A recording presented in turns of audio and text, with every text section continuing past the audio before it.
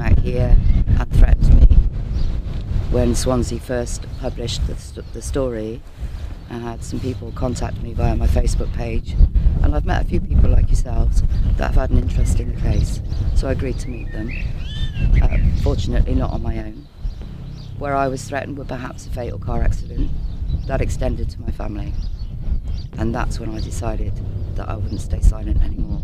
A UFO reportedly crashed in Wales, and the events that followed left witnesses terrified.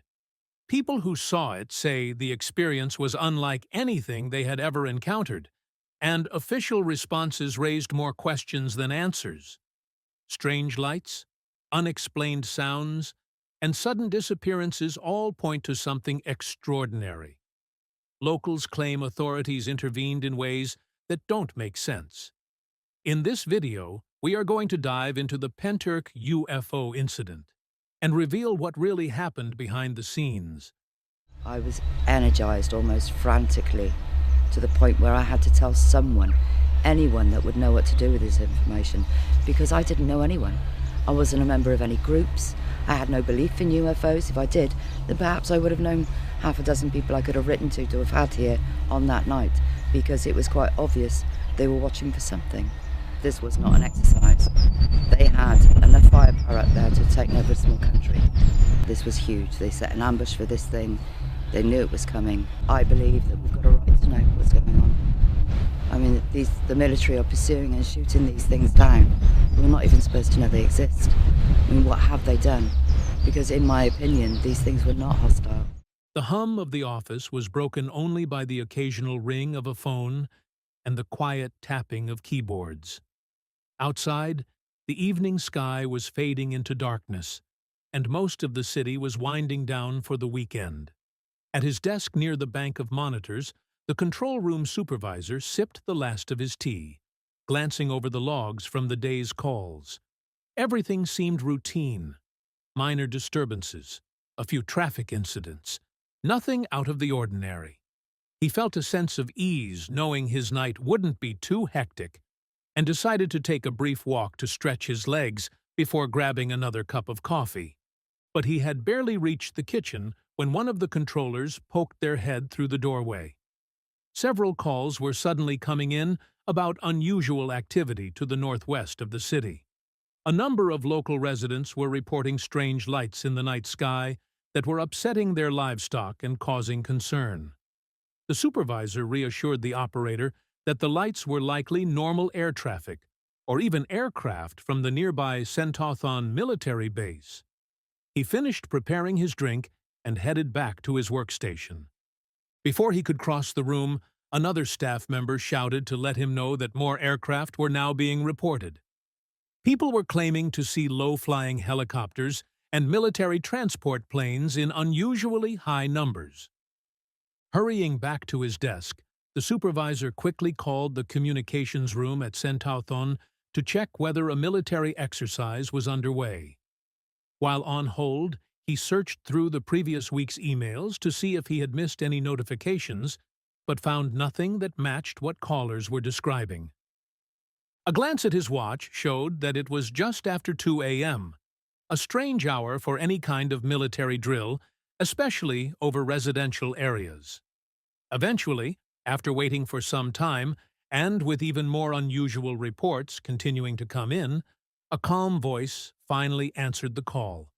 The speaker politely stated that the increased military activity was accounted for and was part of a scheduled exercise. But over the next hour, the reports to the police switchboard became increasingly unusual. One caller said they had seen a group of armed soldiers running across a nearby field as if they were chasing something. Another woman claimed she had seen a huge pyramid-shaped craft covered in red lights, hovering silently near her home. The most alarming report came from someone who described an explosion in nearby woods, followed by an Apache helicopter crash-landing in a farmer's field.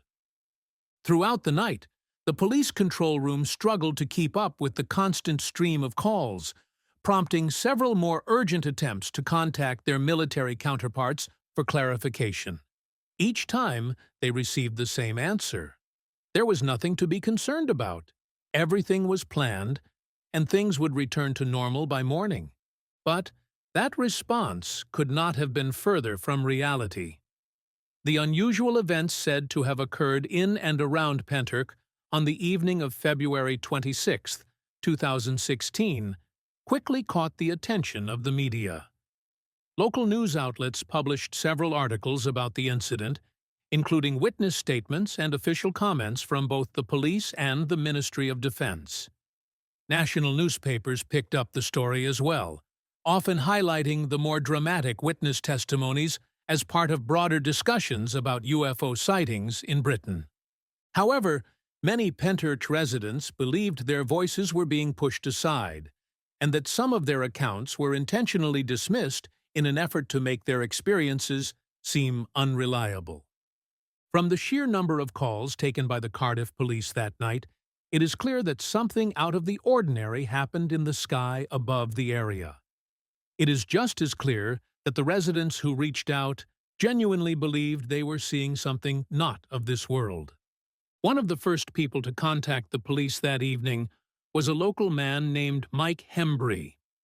He reported seeing a group of pulsating red spheres that aligned themselves into a triangular pattern before slowly dropping down through the clouds.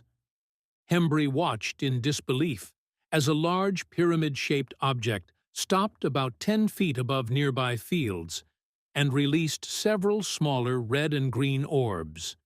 These orbs moved around just above the ground beneath the hovering craft and then merged into a larger sphere that continued to flash bright pulses of red and green light. Hembry's account is unsettling on its own, but it becomes even more concerning when combined with the testimony of the incident's primary witness, a Pentyrch resident named Kaz Clark. For Clark, the events began 3 days earlier on the 23rd, when she and a friend noticed military planes circling the area. For the next 2 days, she continued to see unexpected aircraft over her village during both daylight and nighttime hours. Then, around 2 a.m. on the 26th, she was outside in her garden with 2 neighbors when they heard a loud droning noise coming from overhead. Looking up, they saw a large military aircraft, an E-3 Sentry, with what looked like a rotating circular radar dish mounted on top. They watched as the plane circled the area, seemingly searching for something. Moments later, they noticed a bright red light slowly descending over a patch of nearby woodland.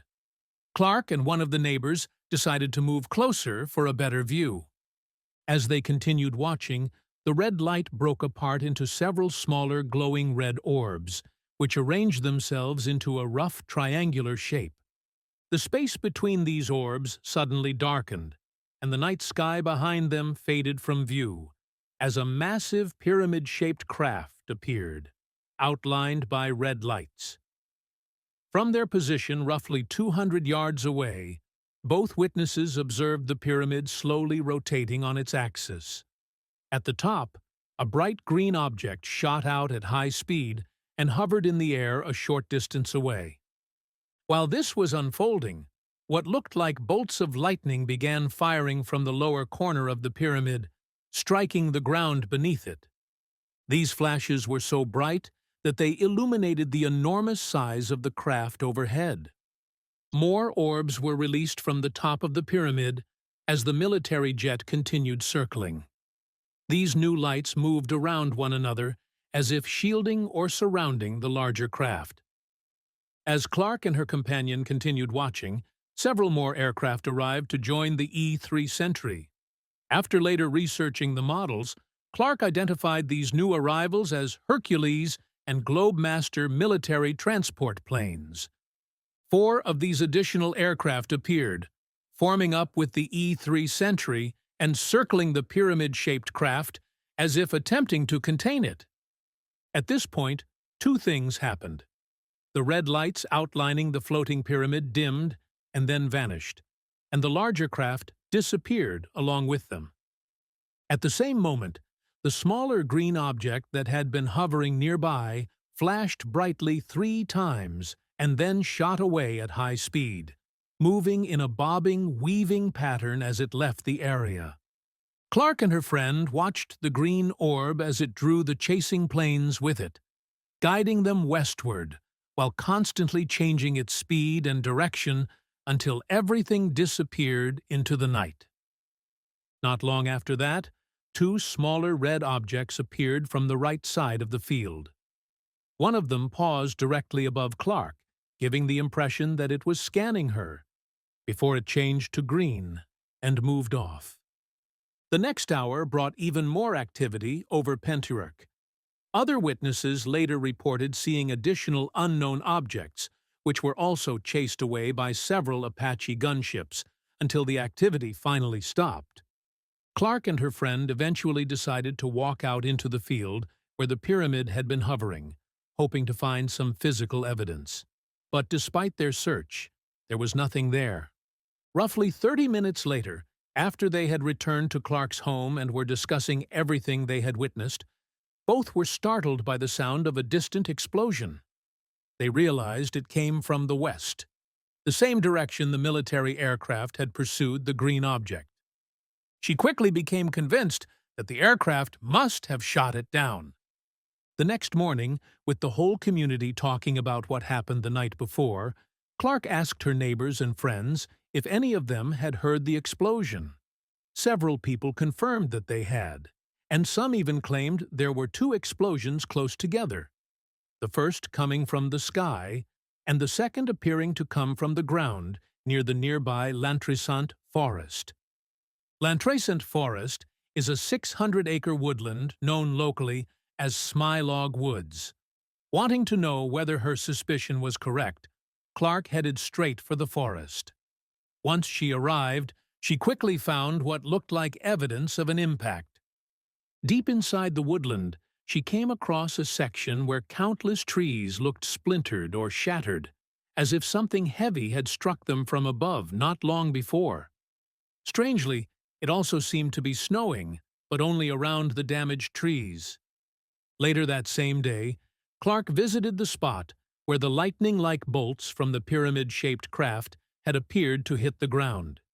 She expected to find scorched grass, but instead saw that while there was no burn mark, all of the plants in that area looked like they were dying. Again, it was snowing, but only inside the field. According to Clark, nothing has grown in that spot since, and people now refer to it as the Bald Patch.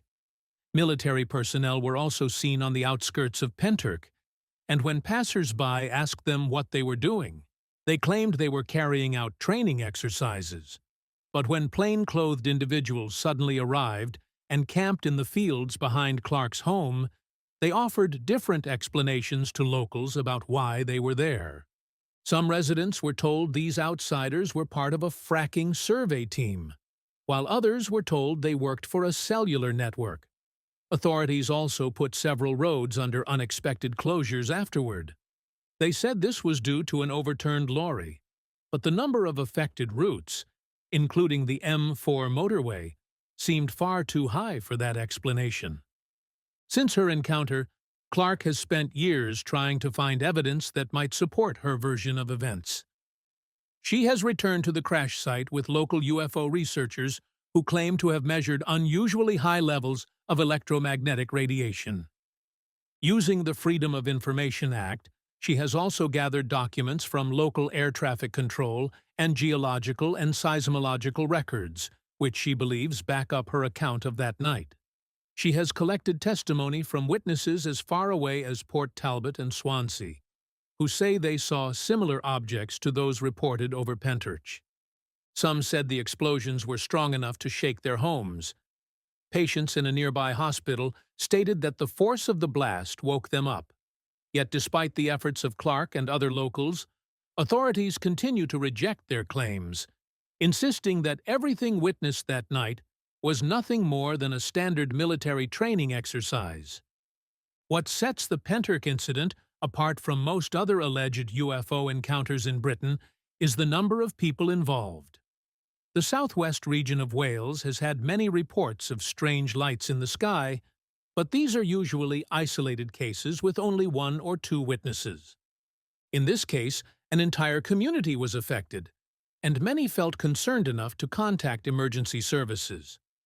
Are we truly expected to believe that all of these witnesses were mistaken about what might have been a simple military drill? Commentators who dismiss the incident say yes. They downplay the more unusual elements of the reports, suggesting mass confusion or attention-seeking, and focus on what they believe are more plausible explanations. Wales contains several large military sites, and the event took place around the time of a scheduled biannual exercise known as Operation Chameleon. The Ministry of Defense claims to be transparent about the activities carried out during these exercises, applying for no-fly zones in advance and listing their practices online afterward. Critics say the red and green objects seen by witnesses were likely drop zone markers, and the glowing lines in the sky, believed to be a large craft, were most likely descending paratroopers. For the exercise, each of the soldiers involved would have been wearing a light on their gear to show their position to the rest of their unit. To someone in the public seeing multiple straight lines of red or orange glowing lights descending slowly from the sky, it could be easy to mistake their arrangement for the edges of a large object hovering above. It wouldn't be unusual for aircraft to simulate crash landings or for soldiers to be moving with their weapons openly displayed. But for Clark and many of the other witnesses, such explanations feel like a textbook government cover-up. The first major point of contention is that Operation Chameleon happened a week before the Pentyrch incident and took place in the north of England, not in Wales. Secondly, no one had any knowledge of a planned exercise. Not the police, not local authorities, not the media, and, most importantly, not local residents. No one had been notified of any such maneuvers, which itself raises serious questions. Before any military exercise involving aircraft, a NOTAM, or Notice to Airmen, must be issued to warn commercial and civilian pilots to avoid the airspace and prevent collisions. NOTAMs are generally issued well in advance, but in the case of Pentyrch, one was not released until 9 p.m. on the 25th, just hours before the supposed exercise. Furthermore, the boundaries of this NOTAM were exceeded by more than 50 miles, something that would never happen because it would put other aircraft at risk. Carrying out such a high-intensity drill at low altitude over a residential area at that hour is almost unthinkable, not only because of the obvious disturbance it would cause, but also due to the real danger of accidents. Clark was directly beneath the alleged drop zone and clearly states that no soldiers or parachutes were in the field when she and her friend went to investigate. No paratroopers were deployed that night. The soldiers that were observed on the ground had fast-roped from helicopters over Lantry-Saint Common. Elsewhere, the military continues to deny any explosions occurred, despite seismological evidence indicating otherwise. Many witnesses also insist that what they saw was a tangible craft, not just an outline made by lights, which were too steeply oriented to have been armed forces parachuting into the area. Kaz Clark has committed to uncovering the truth and continues submitting Freedom of Information requests to local organizations in search of evidence supporting her account. Since coming forward, she has passed 3 separate polygraph tests administered by a leading government examiner and reports that both she and her family have received threats for speaking out. While the idea of the Pentyrch incident being a pre-planned military exercise is somewhat plausible, in context, it would have been highly unusual for the British Armed Forces. The similarities in the accounts of local residents make their testimonies compelling. The very fact that so many were disturbed by the event indicates it was unplanned and unexpected. Now, let's take a look at a UFO sighting which left viewers stunned. On the rainy afternoon of June 16, 2016, in Nairobi, something extraordinary caught the attention of a few young men driving through a muddy road surrounded by dense trees. The weather was gloomy, with steady rainfall making visibility difficult and the road slippery. As they carefully navigated their car, a sudden movement in the sky made them stop in their tracks. Hovering above them was a disc-shaped object, moving smoothly without any visible engine, wings, or other means of propulsion. The object didn't resemble any known aircraft. It glided silently, almost effortlessly, leaving the witnesses in stunned silence. They managed to capture the moment on their phone, filming the strange craft as it disappeared into the clouds. Even in the footage, the way the object moved and hovered defies conventional explanation. Since then, the video has circulated widely online, drawing millions of views and sparking endless debates. Experts and enthusiasts alike have tried to identify the object, but no conclusive answer has emerged. The incident remains unexplained, leaving viewers questioning whether it was an unknown human-made craft, a natural phenomenon, or something far stranger. Even years later, the Nairobi sighting continues to intrigue and baffle those who watch it. Was this just a mysterious craft, or is there something more going on above our skies? The Nairobi UFO remains unexplained, leaving more questions than answers. If you enjoyed this story, don't forget to like, subscribe, and hit the bell so you won't miss our next investigation.